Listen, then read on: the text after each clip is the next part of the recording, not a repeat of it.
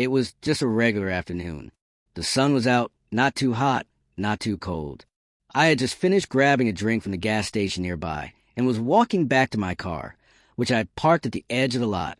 Nothing unusual, until I heard heels clicking way too fast behind me. "Excuse me," a sharp voice called out. I turned around, and there she was, this woman, maybe in her late 40s, holding her keys like a badge of honor, sunglasses halfway down her nose.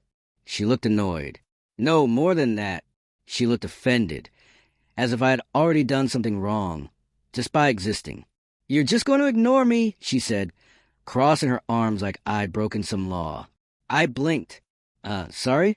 Do I know you?" She scoffed. "You work here, right? Wash my car. It's disgusting." Now, I was wearing jeans and a plain black t-shirt. No name tag. No uniform.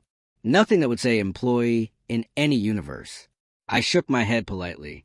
"Sorry, I don't work here." That should have been the end of it, right? But no. She narrowed her eyes and stepped closer. "Don't lie to me. I saw you walk out of the garage." She meant the convenience store, not the garage. "You work here. You just don't want to help me." My eyebrows raised, honestly confused at how we even got here. "Ma'am, I really don't work here. I'm just grabbing a drink. I'm not on the clock. I don't work for anyone." Her face turned red. She actually clenched her fists like I'd insulted her family or something. "Are you seriously refusing to do your job right now?" she snapped. I was still calm, still trying to be nice. "Yes, because it's not my job." That was when her jaw dropped. Like, actually dropped, as if I had cursed at her. Her expression went from entitled to explosive in half a second. People were walking by, glancing over, wondering what the drama was. And I could feel it, that awkward tension rising in the air. I hadn't done anything, but I knew right then this woman wasn't going to let it go. She took a step back, placed both hands on her hips, and let out this loud, dramatic sigh, like she was a victim of some deep betrayal. "You young people have no work ethic," she snapped, loud enough for everyone nearby to hear. "Back in my day, people respected their elders. They didn't talk back. They did their jobs." I couldn't believe what I was hearing. I looked around to see if someone else was witnessing this.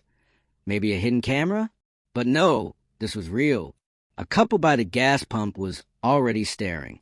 A guy waiting near the air station raised his eyebrows and shook his head. "I'm not trying to be rude," I said, keeping my voice calm. "But again, I don't work here. I'm not paid to wash cars. I'm literally just walking to my car." She didn't like that. Not one bit. Her face twisted, like she'd just bitten into a lemon. "Don't get smart with me," she hissed. "If you're too lazy to do your job, just say so. But don't stand there and act like I'm stupid." I could feel it now, my heart beating faster. Not out of fear, but from that weird mix of confusion and disbelief. What do you even say to someone like this? Someone who builds their own reality and dares you to challenge it? She pointed at her shiny silver SUV, parked 2 spots over. "You're gonna stand here and watch my car collect dust while you do nothing? This is absolutely unacceptable." At this point, other people were slowing down as they passed. One guy, maybe in his 30s, gave me a sympathetic glance. Another woman muttered, "Oh, boy, here we go," under her breath as she walked into the store. And still, asterisk, Karen kept going. "I pay taxes, young man. Do you know what that means? It means I pay your salary." That made me laugh. I didn't mean to. It just slipped out. "I don't even work for the government," I said, half chuckling, half stunned. "I don't work for you. I don't even work here." The laugh? Big mistake. Her eyes narrowed into little slits. Her lips pulled into a tight line. And then she said the words I never expected to hear over a car wash. She pulled out her phone like it was a weapon. No hesitation. No second thought. Just full-blown Karen mode.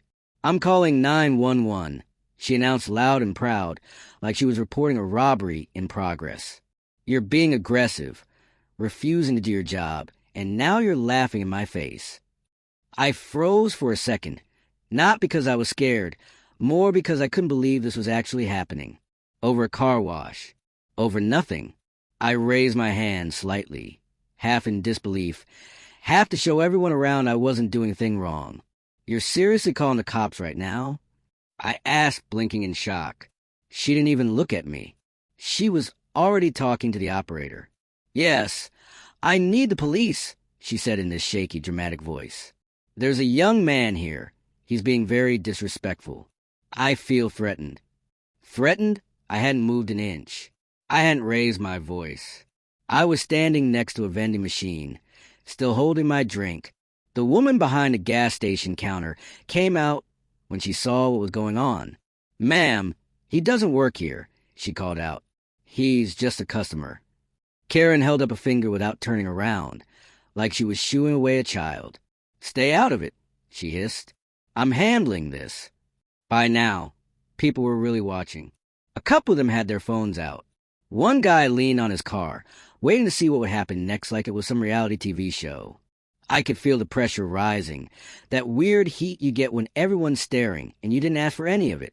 Karen was pacing in little angry circles, still talking to the dispatcher. He's refusing to cooperate. I don't feel safe. I'm a woman alone in a parking lot, and this man is being hostile. I wanted to scream, but I didn't. I just stood there, heart racing, fists clenched in my pockets. The lies rolled off her tongue so easily. She wasn't just being dramatic. She was inventing an entire story. A few people nearby started stepping closer, just in case things escalated. One older guy muttered, "This is ridiculous," under his breath. Another woman asked me quietly if I was okay. I nodded, but I was beyond frustrated. And then, less than 5 minutes later, we all heard it. The sound of a police car pulling into the lot. That's it. I'm calling the police. The flashing lights hit the pavement before the car even stopped. Karen stood straighter, fixing her hair like she was about to meet royalty. She put on this innocent, concerned expression, like she'd just survived something traumatic. 2 officers stepped out, calm, professional, serious. One of them walked toward her, the other toward me. Karen jumped right in. "Officer, thank you for coming so quickly. That young man over there," she pointed at me like I was a wanted criminal. "He's been aggressive, refusing to do his job, and making me feel unsafe." The officer near me raised an eyebrow. "Sir, can I talk to you for a second?" I nodded. "Absolutely." I kept my voice steady, trying not to let the anger slip through. "I don't work here. I was just walking back to my car with a drink when she started yelling at me, demanding I wash her car. When I said no, she lost it, and then she called you." The officer looked past me, then back. "You didn't touch her? Threaten her?" "No," I said firmly. "Not once.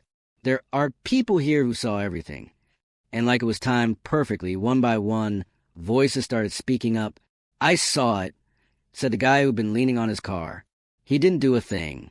She started screaming out of nowhere. She called 911 just because he said no. Added the woman from earlier. He was completely calm. Even the gas station clerk chimed in. "She does this kind of stuff all the time," she said quietly. "Acts like she owns the place." The officer nodded slowly. He walked over to his partner.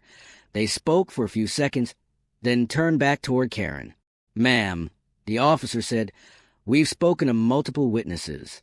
Nobody saw this man behave aggressively. In fact, every person here says he was calm, respectful, and didn't do anything wrong." Karen's face went pale. She opened her mouth, probably to argue, but the officer held up his hand.